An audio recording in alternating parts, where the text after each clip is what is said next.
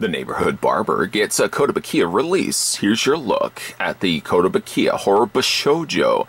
This is the Edward Scissorhands statue.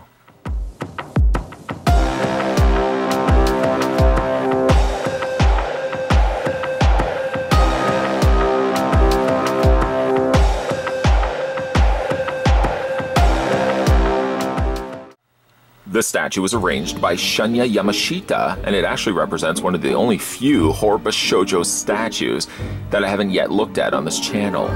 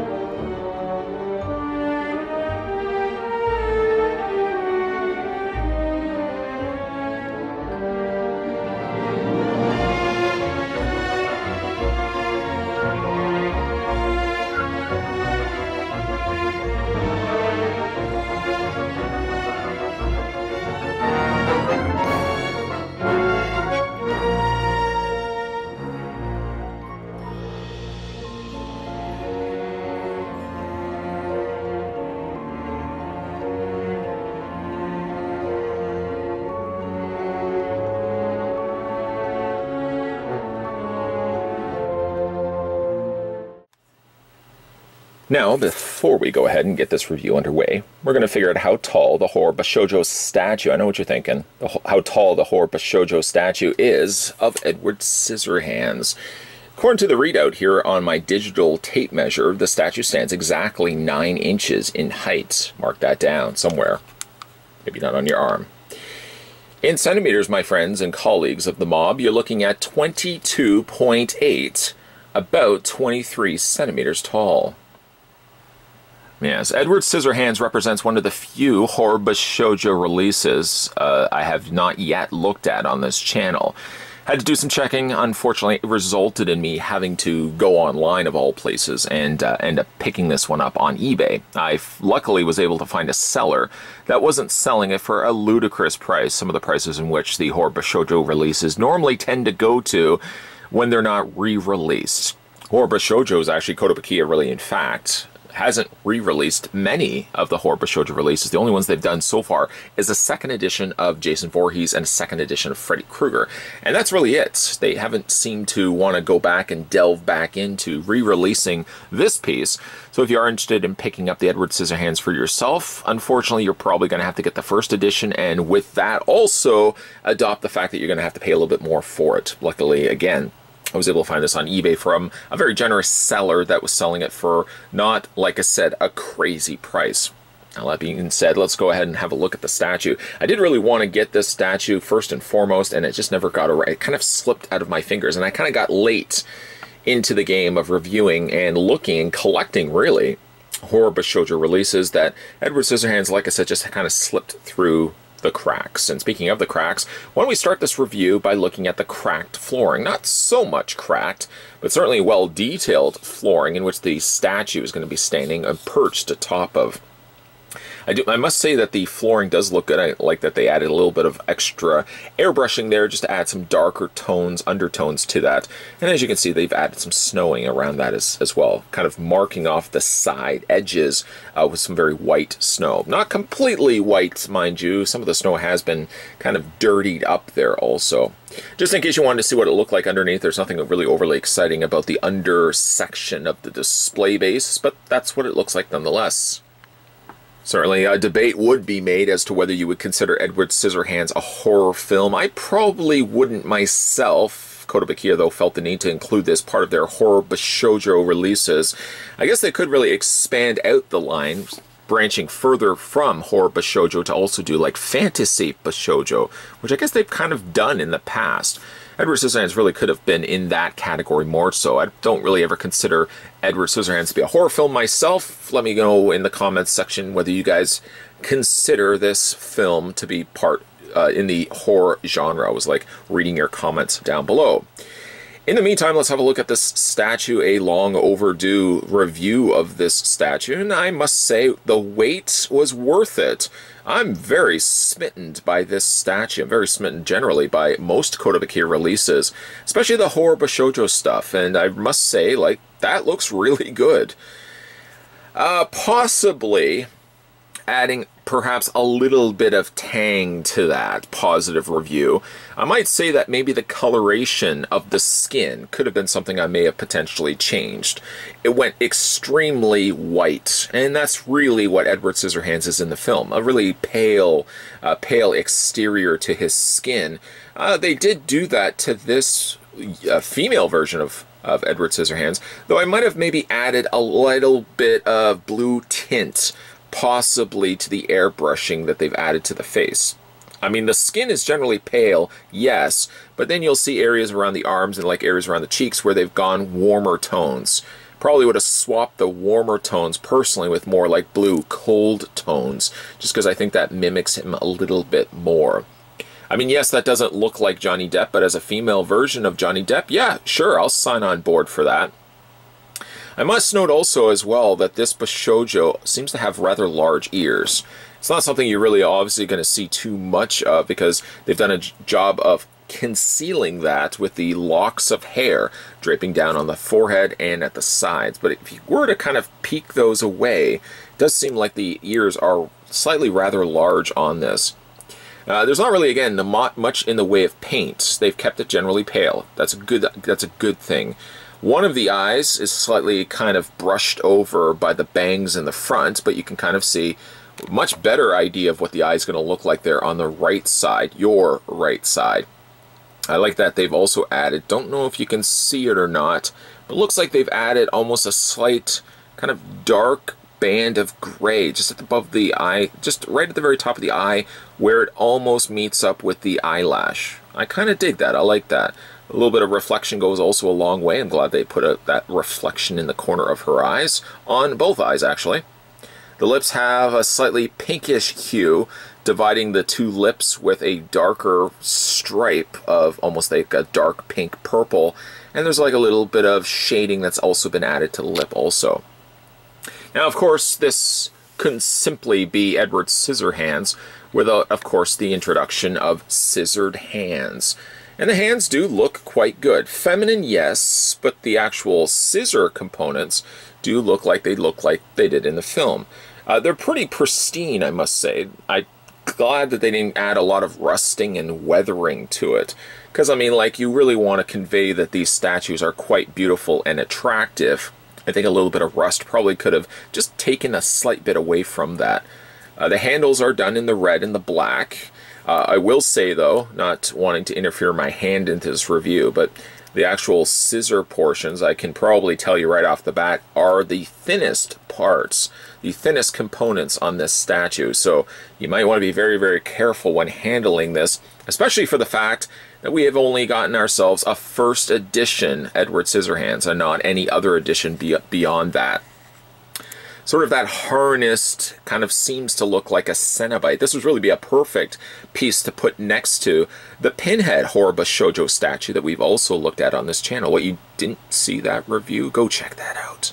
Don't worry, I'll do all the horror Bishoujos. I'll kind of group those together on a playlist, so if you guys want to go back and have a look at some of those other reviews, they'll be there. They'll be there if you guys want to check them out. Some nice gold on the actual buckle sections of the belts, also at the further section, further up onto the torso, where you can see a slightly ripped, tethered, kind of ripped, shredded top part of her dress.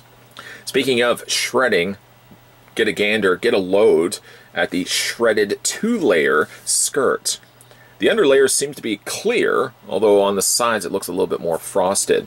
Clear on the under skirt, dark black on the upper skirt. And, unfortunately, while I do have to draw your attention to her underwear, You can see that in vein of Tim Burton, they've gone ahead and given her striped underwear, a perfect fit for this being a Tim Burton style, Tim Burton based character. High heel or knee-high boots, you can see right there.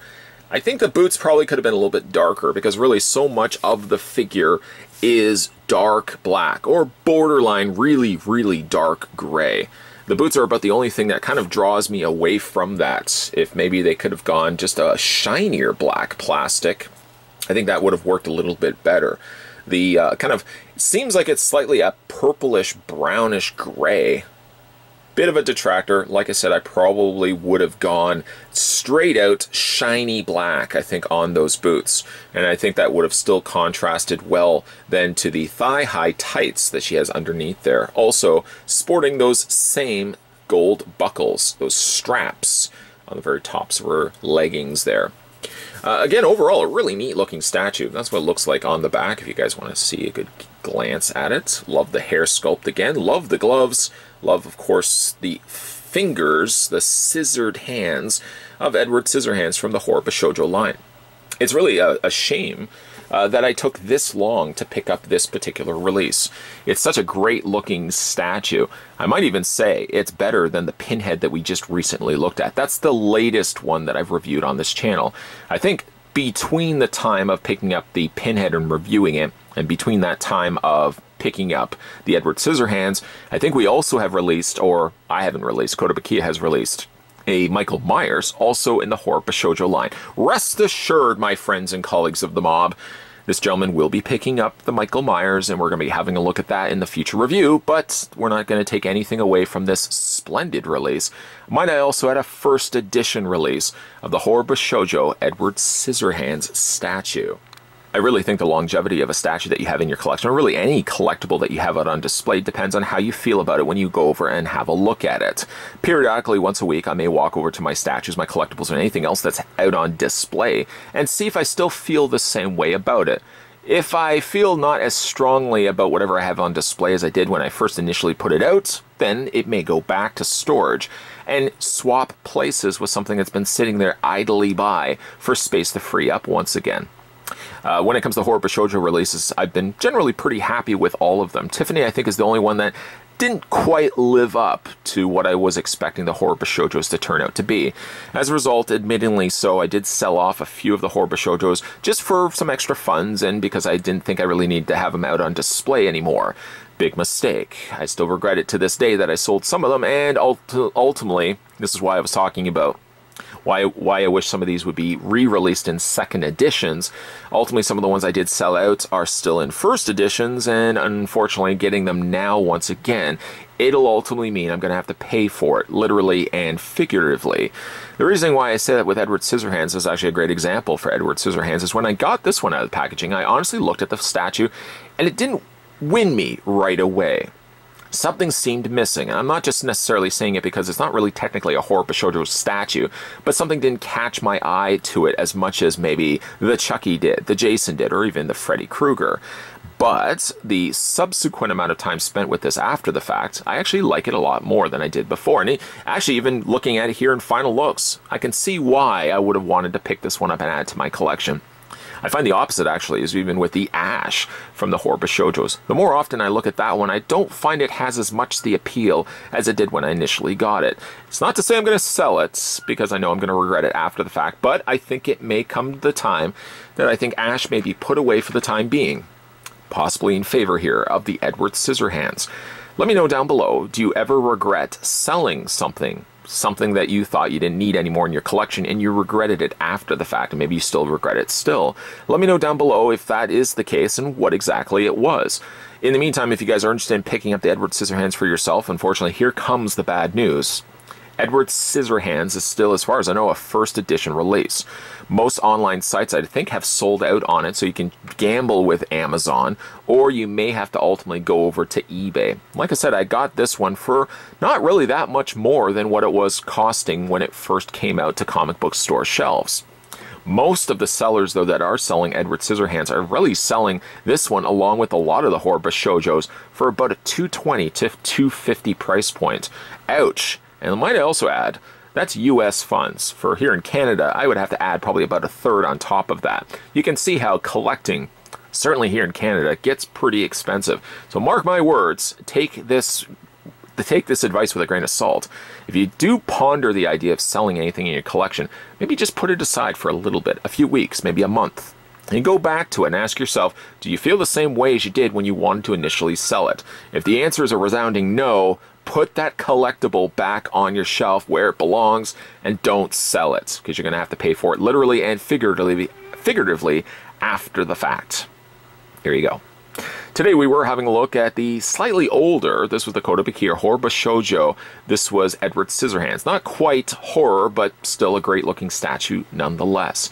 Hey now guys, if you haven't had a chance yet and you're new to this channel, you can hit that subscribe button that's just below this video. And make sure as well you turn on your bell notification to guarantee that when new videos are coming onto this channel, you'll never miss out. Also, if you really liked this video, why not hit it a like? And stay tuned, because more videos will be coming soon to this channel. Thanks for watching, and I'll see you guys next time.